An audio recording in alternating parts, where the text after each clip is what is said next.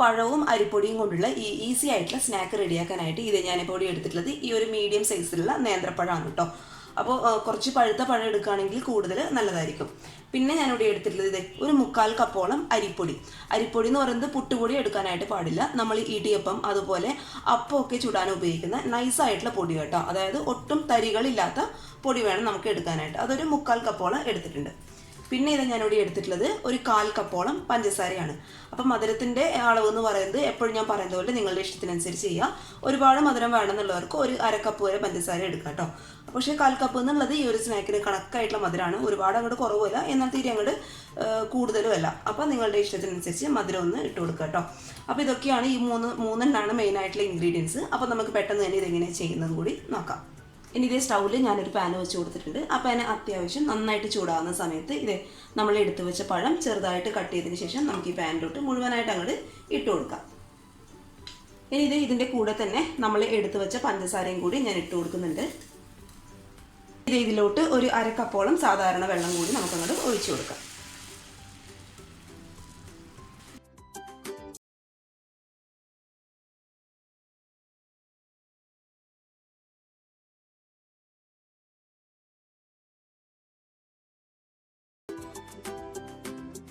നമ്മൾ ഇട്ട് കൊടുത്ത പഴമൊക്കെ ആ ഒരു വെള്ളത്തിലും പഞ്ചസാരയിലും കിടന്നിട്ട് നന്നായിട്ട് വെന്ത് വന്നിട്ടുണ്ട്. ഈ ഒരു പരുവത്തിലാവണം കേട്ടോ. ഒരുപാട് വെന്തില്ല എന്നുണ്ടെങ്കിൽ ആ പഴത്തിൻ്റെ ഒരു പച്ച ടേസ്റ്റ് ആ ഒരു സ്നാക്കിന് ഉണ്ടാകും കേട്ടോ. ഈ ഒരു പരുവാകുന്ന സമയത്ത് നമുക്ക് പതുക്കെ അങ്ങോട്ട് സ്റ്റൗ അങ്ങോട്ട് ഓഫ് ചെയ്ത് കൊടുക്കാം. ഇനി നിങ്ങൾക്ക് ഏലക്കായയുടെ ആ ഒരു ഫ്ലേവർ ഇഷ്ടമാണ് എന്നുണ്ടെങ്കിൽ ഒരു 1/4 ടീസ്പൂണോളം ഏലക്ക പൊടിച്ചത് ഈ ഒരു സമയത്ത് ഇതിലോട്ട് അങ്ങോട്ട് ചേർത്ത് കൊടുക്കുക കേട്ടോ. എനിക്ക് ആ ഫ്ലേവർ ഒട്ടും താല്പര്യം ഇല്ലാത്തതുകൊണ്ട് ഞാനതിൽ ചേർത്ത് കൊടുക്കുന്നില്ല. ഇനി നമുക്കിത് ഈ ഒരു സ്പൂൺ വെച്ചിട്ട് നന്നായിട്ട് ഈ പഴം ഒന്ന് ഉടച്ചെടുക്കാം കേട്ടോ. അപ്പോൾ ഇങ്ങനെയുള്ള ഒരു സ്പൂണോ അല്ലെങ്കിൽ ഫോർക്കോ സാധാരണ സ്പൂണോ അല്ല എന്നുണ്ടെങ്കിൽ ഒരു മാഷറോ ഉപയോഗിച്ചിട്ട് നന്നായിട്ട് അങ്ങോട്ട് ഉടച്ചെടുക്കുക കേട്ടോ. ഈ പഴത്തിൻ്റെ ഒരു ഒരു പീസ് ഉണ്ടാവാൻ പാടില്ല, നന്നായിട്ട് ഉടയണം. അതിന് വേണ്ടിയിട്ടാണ് ഈ ചൂടോട് കൂടി തന്നെ ഉടക്കുകയാണെങ്കിൽ പെട്ടെന്ന് അങ്ങോട്ട് കഴിയും കേട്ടോ. അപ്പോൾ ഇത് നിങ്ങൾ ഇങ്ങനെയുള്ളൊരു സ്പൂൺ വെച്ചിട്ട് ഉടക്കുകയാണെങ്കിൽ പെട്ടെന്ന് ആവുന്നുണ്ട്. ഇങ്ങനെ ചെയ്ത് കൊടുത്താൽ മതി കേട്ടോ.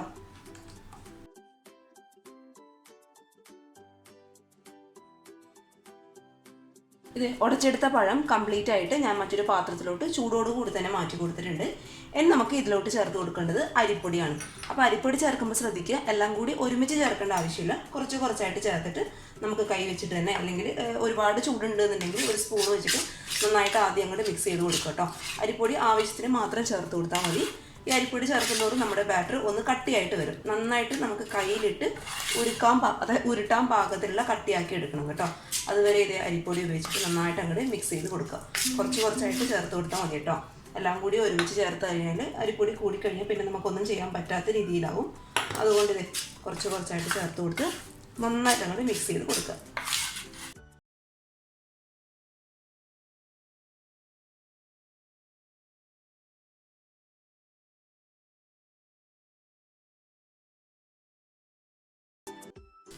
പിന്നെ കുഴച്ചെടുക്കുമ്പോൾ കയ്യിൽ ഒട്ടിപ്പിടിക്കുന്നു അങ്ങനെ ഒരു പ്രശ്നം ഉണ്ടെങ്കിൽ അറിയാലോ, കയ്യിൽ കുറച്ച് ഓയിലോ വെളിച്ചെണ്ണ എന്താണെന്ന് വെച്ചാൽ തടയി കൊടുത്തതിന് ശേഷം നന്നായിട്ട് നല്ല സോഫ്റ്റായിട്ട് അങ്ങോട്ട് കുഴച്ചെടുക്കുക കേട്ടോ. അപ്പോൾ ഒരു പാത്രത്തിൽ വെച്ചിട്ട് കുഴക്കാനായിട്ട് ബുദ്ധിമുട്ടാണ് എന്നുണ്ടെങ്കിൽ നീറ്റായിട്ടുള്ള ഒരു കൗണ്ടർ ടോപ്പിൽ വെച്ചിട്ട് നന്നായിട്ട് അങ്ങോട്ട് കുഴച്ചെടുക്കുക.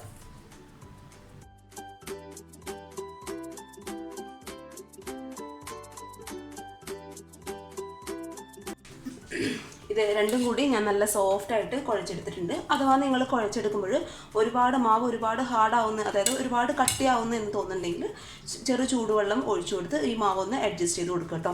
പിന്നെ നിങ്ങൾ കുഴച്ചെടുക്കുമ്പോൾ മാവ് ഒരുപാട് ലൂസായിപ്പോയി എന്ന് തോന്നുകയാണെങ്കിൽ ഒരു ടേബിൾ സ്പൂൺ കൂടി അരിപ്പൊടി വെച്ചിട്ട് നന്നായിട്ട് ഇത് ഈ ഒരു പരുവത്തിൽ അങ്ങോട്ട് കുഴച്ചെടുക്കുക. ഇനി നമുക്ക് ഇതിൽ നിന്ന് ചെറിയ ഉരുളകളാക്കി എടുക്കണം കേട്ടോ. കൈയുടെ അടിയിൽ വെച്ചിട്ട് നന്നായിട്ട് അങ്ങോട്ട് ക്രാക്കൊന്നും ഇല്ലാതെ നല്ല സോഫ്റ്റായിട്ട് അങ്ങോട്ട് ഉരുട്ടിയെടുക്കുക കേട്ടോ. അപ്പോൾ എല്ലാം തന്നെ ഇങ്ങനെ തന്നെ അങ്ങോട്ട് ഈ ഒരു രീതിയിൽ ഒന്ന് ചെയ്ത് കൊടുത്താൽ മതി.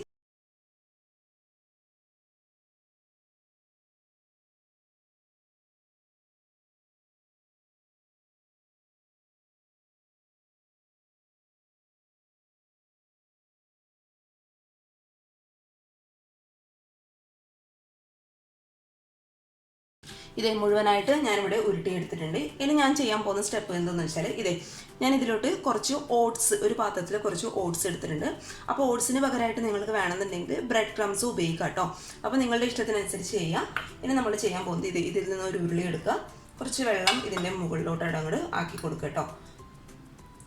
കുറച്ച് ഒരുപാടൊന്നും വേണ്ട കേട്ടോ, ഒരുപാടായി കഴിഞ്ഞാൽ ആകെ മൊത്തം ഫ്ലോപ്പ് ആവും. കുറച്ച് ആക്കിയതിന് ശേഷം ഈ ഓട്സിലിട്ടിട്ട് ഒന്ന് റോൾ ചെയ്തെടുക്കുക കേട്ടോ. അപ്പോൾ നമ്മളിത് എണ്ണയിലിട്ട് ഫ്രൈ ചെയ്തെടുക്കുമ്പോൾ നല്ല ക്രിസ്പി ആയിട്ട് കിട്ടും.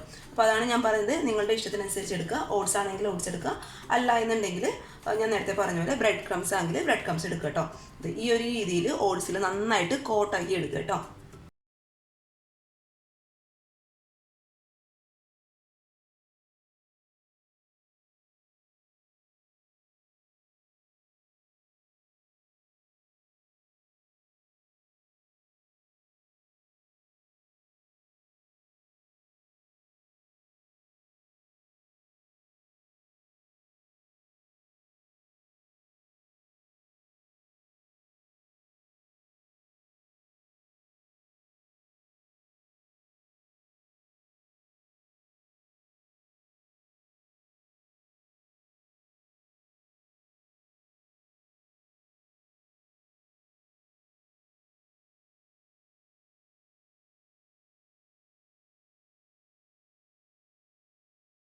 ഇനി ഇത് ഈ ഒരു കളറൊക്കെ ആവുന്ന സമയത്ത് ഇത് പതുക്കെ നമുക്ക് എണ്ണയിൽ നിന്ന് എടുത്ത് മാറ്റി കൊടുക്കുക കേട്ടോ. നന്നായിട്ട് മൊരിഞ്ഞ് വരണം, അപ്പോഴേ അതിൻ്റെ ടേസ്റ്റ് ഉണ്ടാവും. അപ്പോൾ അതൊന്ന് ശ്രദ്ധിച്ചേക്ക്, ഒരിക്കലും ഹൈ ഫ്ലെയിമിൽ ഇടാനായിട്ട് പാടില്ല കേട്ടോ. അപ്പോൾ ഇത് ഞാൻ എണ്ണയിൽ നിന്ന് എടുത്ത് മാറ്റാൻ പോവാണ്. തയ്യാറാക്കി നോക്കിയിട്ട് നിങ്ങളുടെ അഭിപ്രായങ്ങളൊക്കെ അറിയിക്കുക. സിമ്പിളാണ് റെഡിയാക്കി എടുക്കാനായിട്ട്. അപ്പോൾ എല്ലാവർക്കും ഇഷ്ടമായെന്ന് വിചാരിക്കുന്നു. ഇഷ്ടമായെങ്കിൽ വീഡിയോ ലൈക്ക് ചെയ്യുക. അപ്പോൾ നാളെ ഒരു നല്ല വീഡിയോ ആയിട്ട് കാണും വരെ thank you for watching Signa's world. By.